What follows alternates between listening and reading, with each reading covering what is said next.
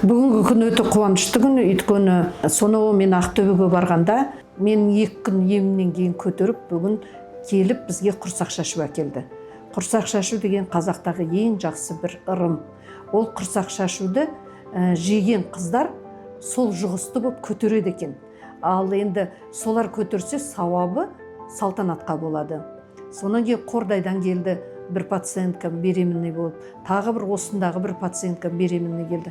Бүгін 3 пациенткам, үшеуі салтанат 2 күн емделіпті, Қордайдағы пациенткам 3 күн емделіпті, осындағы пациенткам тоже 3 күн емделіпті.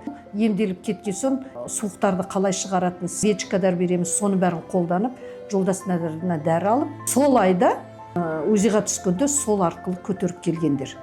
Бұндай бізде күнде болып жатады. Понедельник, среда, пятница біз қанша қыздарды сол көтеруге жібереміз. 2 күннен кейін келіп қайтадан УЗИ істеп жатқанда солардың рухтары жарылып, сөйтіп келеді. 10 қызды жіберсек, соның 4-5-і көтеріп келеді. Бұл өте үлкен қуаныш.